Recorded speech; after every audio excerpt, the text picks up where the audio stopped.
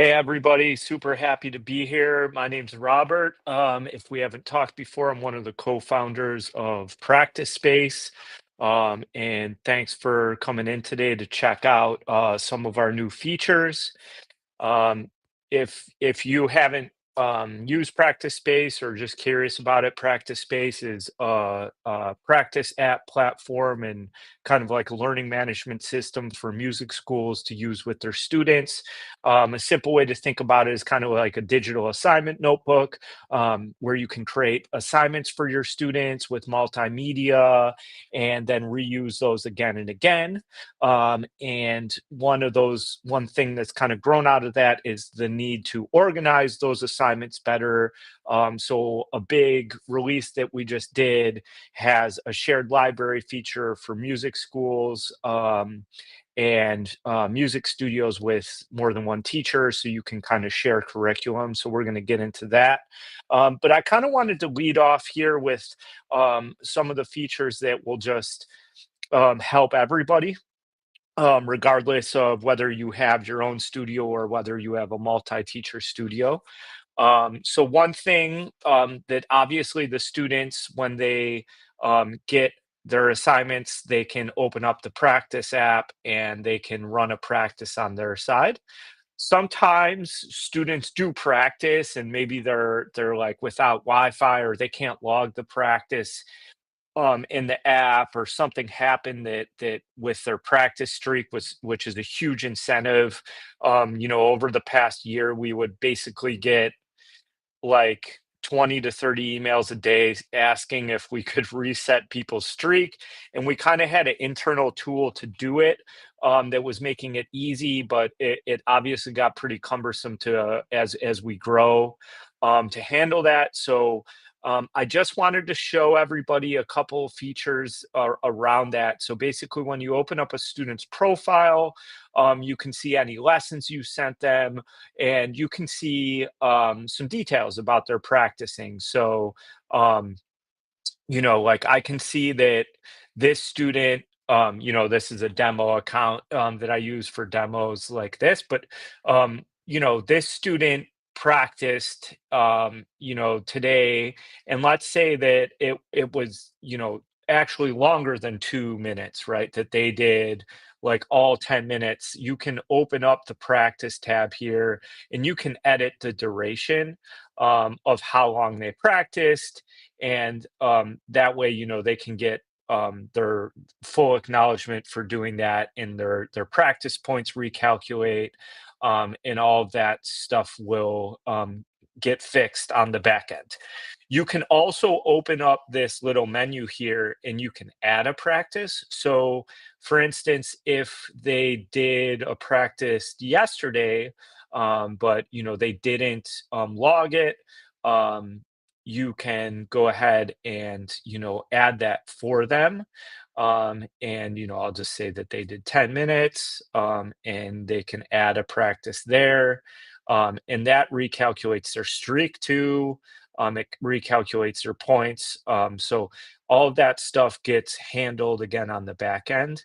And then just two other quick things: you can edit gems. Like sometimes teachers want to reward their students with gems so they can use them in the practice space, shop, which is like basically, they can change around their avatars. They can get like different backgrounds. They can get like streak freezers.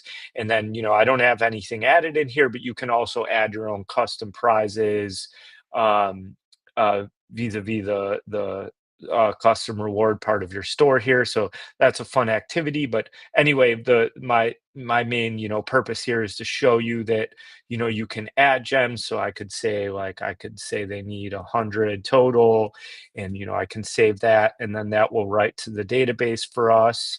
Um, and get updated. And then lastly, you can also edit the streak. So like if this kid, like if you don't want to go in and edit, like add, say, hey, I practiced the third, fourth, and fifth, and I should have a 1, 2, 3, 4, 5, 6, 7 day streak.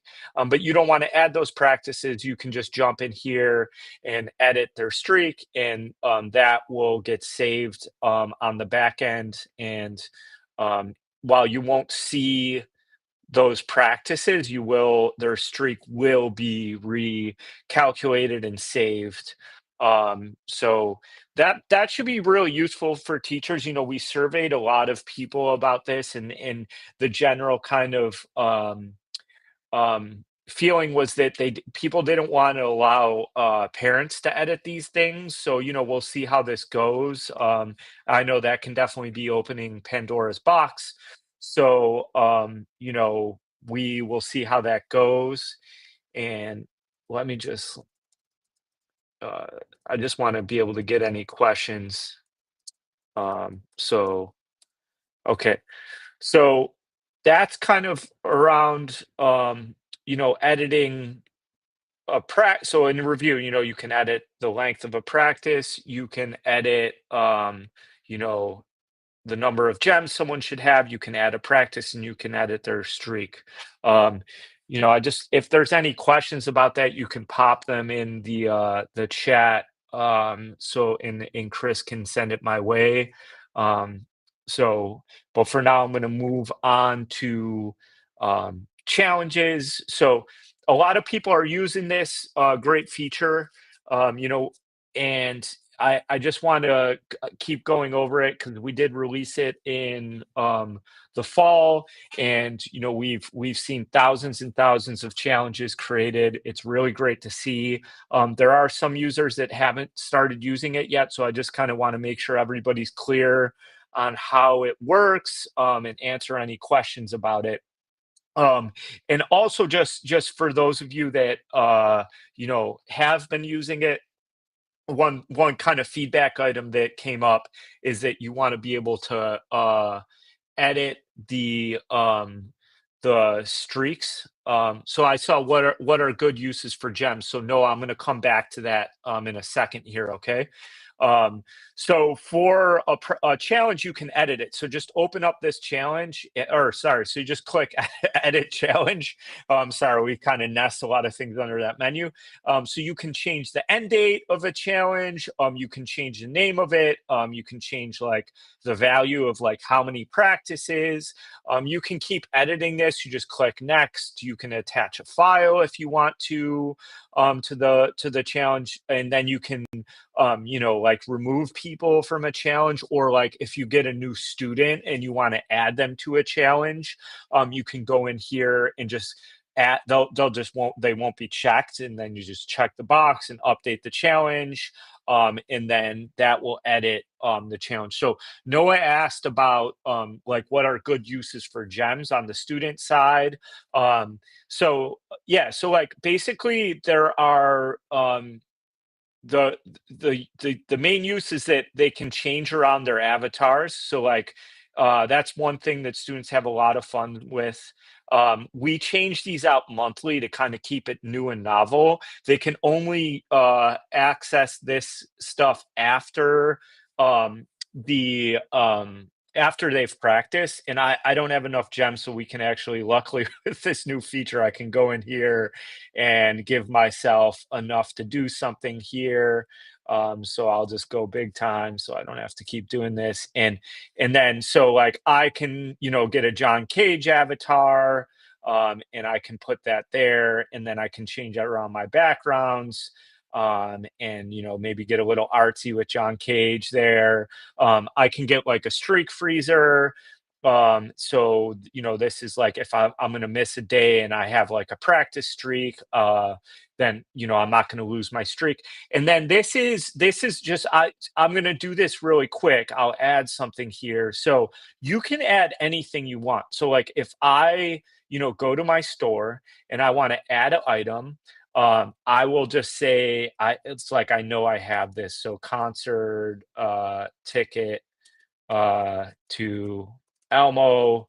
I know I have this image right here, so that's why I went with this one. That was the one I used for this practice challenge. So like attend Elmo's concert. Like this is obviously ridiculous, but like, a lot of teachers use things like prize basket pickup. Like that's what we do at the school. I don't have one right in front of me, but or things like, even like if you teach virtually, like you can chat, like choose the background of your lesson that the teacher is going to use.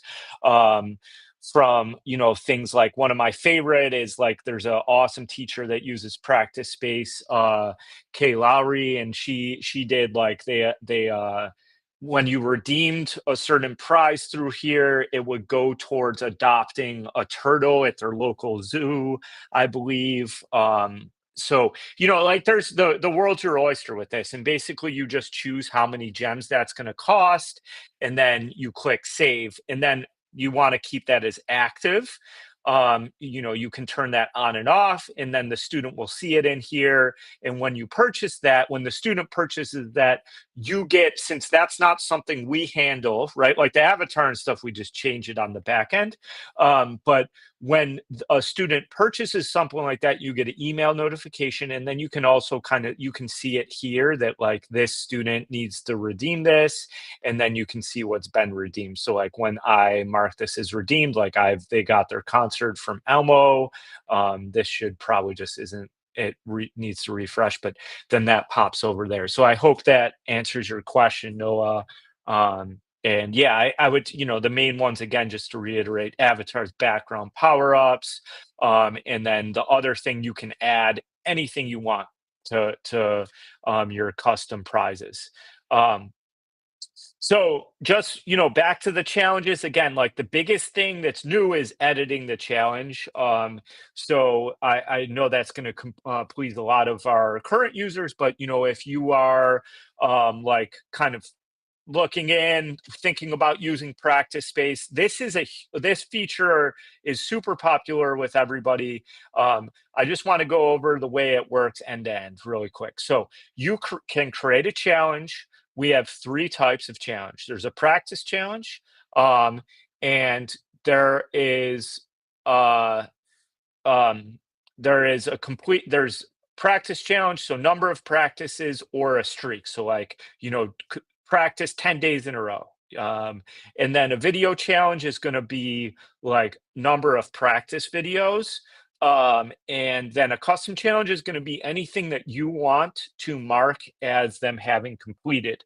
Um, so that is, we've seen a huge range of things. I think the most popular one, like in the kind of practice space community, is like piece challenges, like a 50-piece challenge. Like we definitely want to have some further development around things like this. But the one thing that we did quickly when we realized people wanted to do that is the ability to attach files. So like I can say like the 10-piece challenge, and then basically maybe this has no end date. It's like you just learn these 10 pieces, and you can add a icon, you can add um gems, you can add custom rewards, and also if you can add custom rewards that aren't active also, by the way. So the reason that I point this out is because if you want a reward to be only for a challenge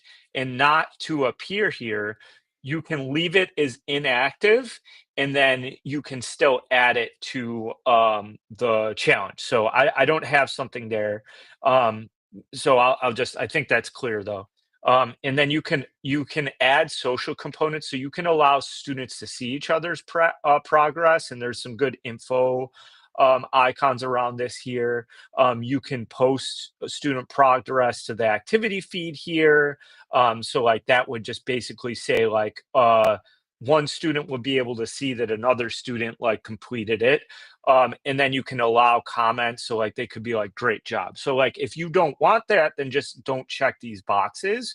But a lot of people kind of want to develop community around their students.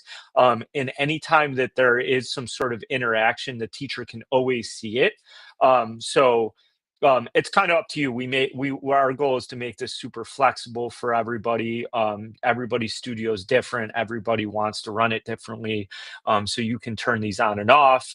And I should also kind of just add that with the video challenges, you can also allow them to see each other's videos. A lot of teachers were using the group chat to have like performance rooms. So that actually was the genesis of the idea of the challenge feature in and of itself. So I think that that's a really good place to do that. But back to the custom ones, you could add, you can attach. So like I could attach something from my library or libraries, or I could upload something, or I could like have like a quick like video about the challenge. And you can add multiple files.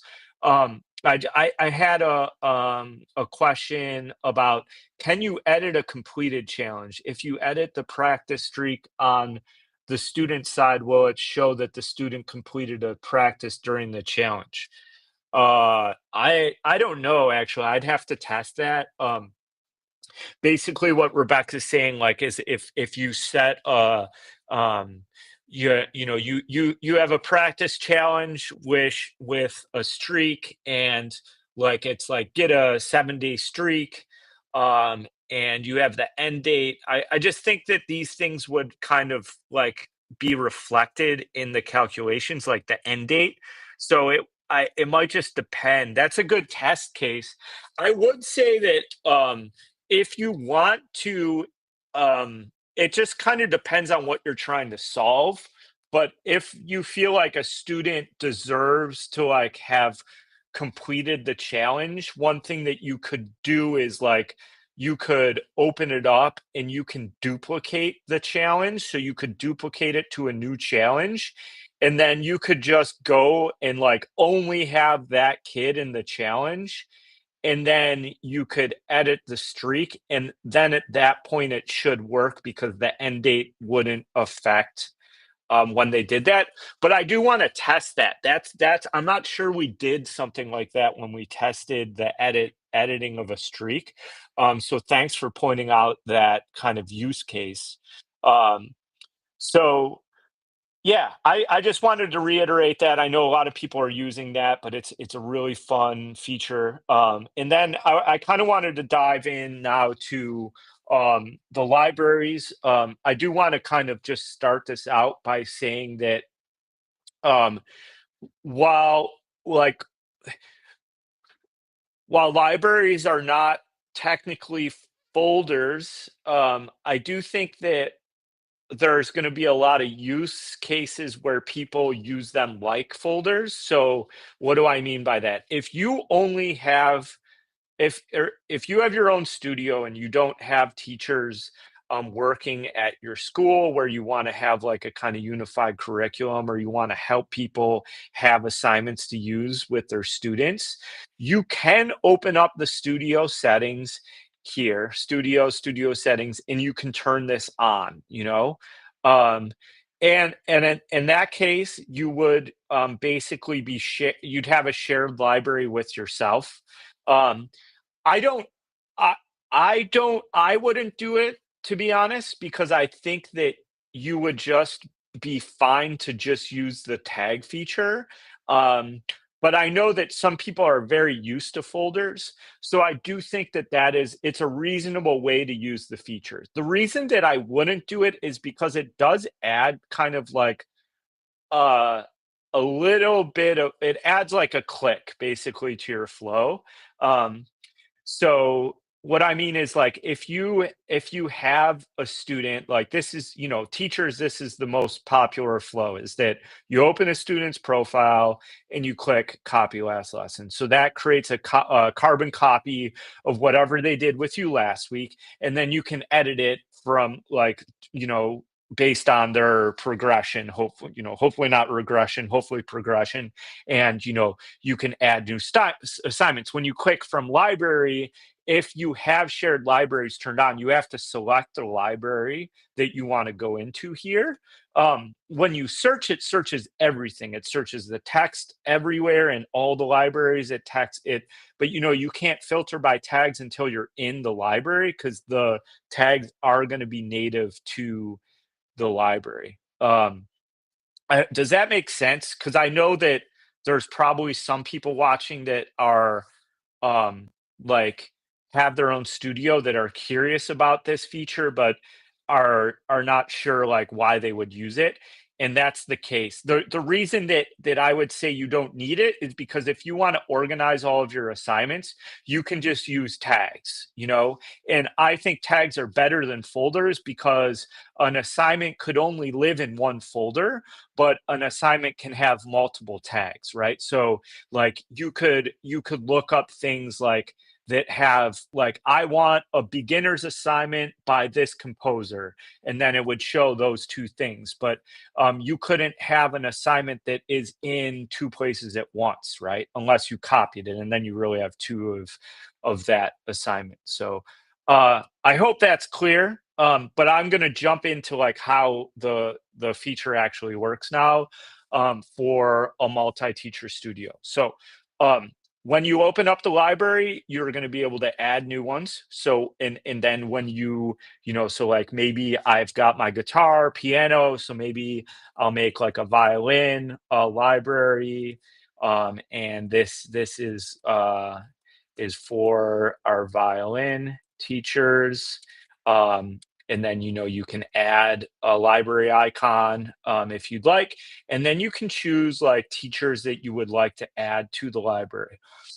There are three types of permissions. There's view, and then there's edit, and then there is admin. So view is going to be only able to view the assignments in a library, and they cannot edit the library. They can copy the assignment to their library and then edit it, or they can copy it to like a student's lesson and then edit it. So it's not that they can't edit it, because I think that would be kind of not a great way of building this, just because we do need to kind of edit things to students' individual needs. Um, but at the same time, if you put something in there and you don't want your teachers to start editing it, like because if Jason edits it and Ayla doesn't like his edits and she edits, it just becomes like a mess, right? So that's why we have view, and then edit is going to allow them to edit it anywhere, and then admin is going to have all edit permissions, so they can edit it, but they can also remove people from the library and add people to the library. So that's how you create a library, and then within a library, you're going to be able to edit the library. So you can edit the name, you can edit the icon, you can add people, very similar to how we have the edit flow for challenges. And then you can add assignments. So we have this select tool here. You can add new assignments. You can add files, and then you can see some details about the library itself. And then you can change the permissions, and then just, if you want to remove someone from the library, you would just edit it. And then if you want to archive a library, you can do that there. You can, so I just, 'cause this is going to be a really common thing that is happening. So let me just add one, and then I won't attach anything, just so we can keep this nice and fast for everybody, because who wants to watch me make that? So when you're in my library or any other library, if you click this, you have a couple options. Of course, you can delete an assignment, but since the bulk of what people have are going to be in my library, and maybe you want to start to move stuff to another library, you can click the select option, and then you can grab a bunch of these, and then you can bulk copy things. So maybe I'll copy all of these to my piano library. So now they'll exist both in my library and they'll exist in my piano library. So now we'll see those over here as well. Um, you can move them, and you can do this with a single one too. We just have, so if you want to select things up here, we added that. You can go here and you can, uh, move them to, like, maybe I'll move these to the new one, the violin library. So now those don't exist in here anymore. They only exist in here. Okay. Um, and I think that that's, yeah, that's a pretty good overview. Again, like, you can search everything and it will show you the library that stuff exists in. That's pretty cool.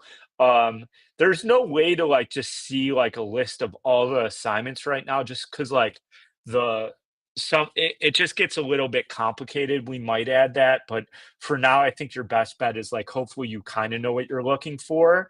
And this will search everything. So, like, that's a big change for everybody, whether you have the shared library on or not. If I just say, like, if I put in here the word search, and that's like a text in the detail, and I put that, that's finding that because of the word in the details.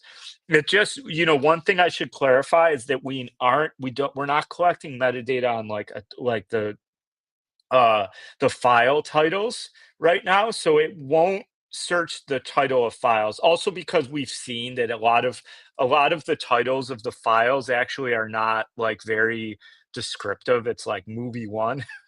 So I think it's like, you just those always kind of exist in the context of an assignment. So anyway, just uh last thing is just kind of navigating this within a student's profile. So, and I should just kind of explain too that this all exists on the on iPad and mobile too. You can't manage admin things on the mobile apps, but you can, maintain challenges or libraries, etc. So anyway, so when I'm in here, there's a couple. This is a different context that I just want to go over. um, when you are adding stuff from a library, so, like, if I want to go and get some assignments and send them to Jace, I can search everything. So I can search assignments, and again, that shows up here like that. I can create a new assignment, which we'll go over in a second because there's a couple things here. But one thing that I wanted to clarify here that I really think is nice is, if you go into a library and you're like, oh, I don't want to be in here, you can click all libraries and that pops you back here. Um, if you want to select things, your selection will be saved. So I selected assignment one, and then I go back all libraries, and then I select this, and then I add two assignments. So you don't have to, like, uh go in the library, select it, add it. Go into a new library, select it, add it. It will maintain your selections. Okay. So again, I think just to make sure that's clear, because I think it's important to know that, because it does. Our goal is to save you time, and this is, one way that, sorry, because those are already in there. That this is kind of one key part of doing that. So again, if you like, select that, and then you go back to all libraries, and then you grab that, you can add it. If you're like, what did I do, you can hit cancel, or you can just add it and then delete the one that you didn't want, or something like that. But so that all works. Again, the tags are going to exist in the context of a library. So you can, once you're in the library, you can use that, and the search is going to search through everything. And then when you create a new assignment, um, you can, uh, same thing, new assignment. You can attach files, you can attach things from your library, you can search the names of your files, you can add from your computer, from your local storage. You can record a quick demo video, you can record an audio file, and you can add that to the assignment. And then you can select the library that you would like to save that to. By default, it will be my library, but if you want to save it, like, maybe I'll save this to my guitar library. And I can search my tags, or I can create a new tag here and get that, and then create and add it. And then just the only other thing with this is that when you edit it, you can also, like, so if you want to update an assignment in your library, you can click this and it will update it. If you want to change where it exists or add it to a different library, you can also do that, and then that will get added to your piano library. So, Segovia scales now should exist in here as well. Um, and so does that, yeah, so that copies it to the other library too. Um, so yeah, that's a kind of overview of the new additions. The only thing that I wanted to add is that, on the student side, one thing that we did add is like a little practice report. So like after a student practices, um, they will get a little report, which I don't have. I can show you really quick. That's not a good one because they haven't practiced, but let's get this and just do this.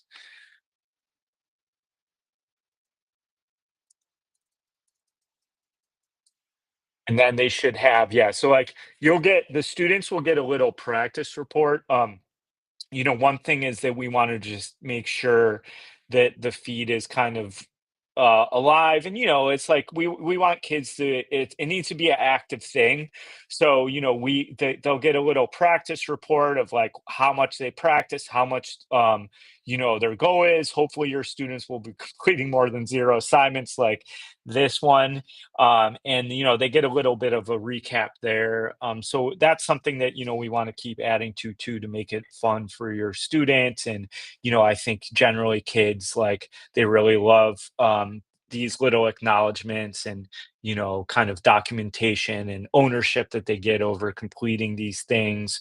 And at the end of the day, they're practicing, and they have a great resource from you to practice with. And we looked the other day, we did in 2024, there were 977,000 and like 500 practices logged on Practice Space.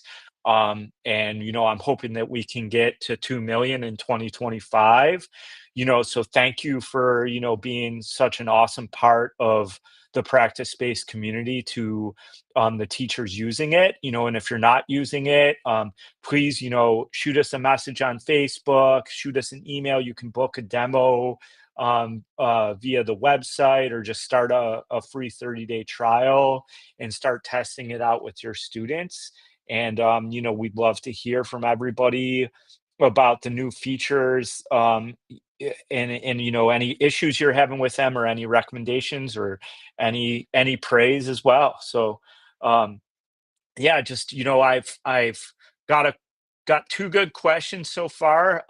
Definitely want to open it up for others. But if not, we can just close out. It looks like we don't have any.